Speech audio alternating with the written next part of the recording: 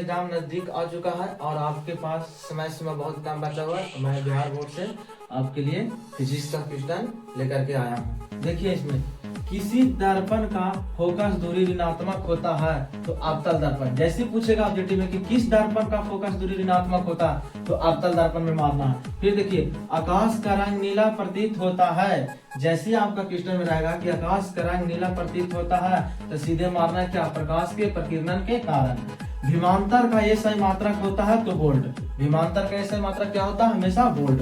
दाएं हाथ के अंगूठे के नियम को किसने प्रतिपादन किया था तो फ्लेमिंग ने। ये अपना हाथ के नियम से ये प्रस्तुत किया था। फिर इसमें चुंबकीय बल रेखा की प्रकृति होती है तो काल्पनिक। जैसे हमको पूछेगा कि चुंबकीय बल रेखा की प्रकृति होता है तो हमेशा क्या होता है, काल्पनिक। प्रकाश का प्राथमिक वर्णन कौन होता है तो ये लाल होता है। जैसे पूछेगा कि प्रकाश का प्राथमिक वर्ण कौन होता है तो इसमें लाल रंग मारिएगा। 1 HP बराबर होता है तो 1 HP बराबर कितना वाट होता है तो आपका 746 वाट होता है 1 HP बराबर। एम्पियर घंटा का मात्रक होता है तो आवेश का।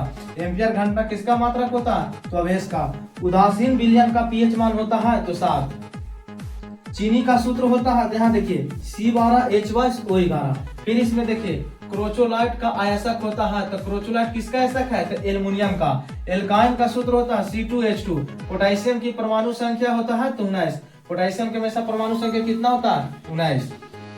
देखिए बाबू, मैं जितना मैथ के क्वेश्चन और फिजिक्स का क्वेश्चन बताया उतना ध्यान से जरूर पढ़िएगा। अगर उतना पढ़ कर बढ़िया से चल जाइएगा मेहनत करके तो मैं इतना ध्यान से गारंटी देता हूँ कि 350 से पार नंबर कीजिएगा। 370-80 नंबर से आपका कोई नहीं रोक सकता। मगर जितना पढ़ाया उतना ध्यान से पढ़ेगा, क्योंकि आपका माँ पिता सब रिजल्ट का इंतजार करेंगे। क्या मुँह दिखाइएगा अगर सही से नहीं पढ़िएगा था।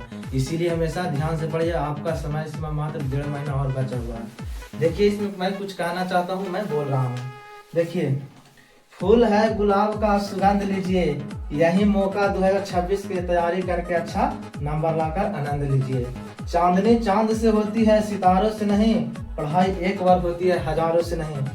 5 साल के बाद तुम कुछ कर सकता है मगर पढ़ाई नहीं। जब समय एक बार निकल जाता बाबू तो फिर दोबारा पढ़ाई नहीं होता। इसीलिए लाइफ में सबसे बहुत बेहतर पढ़ाई है।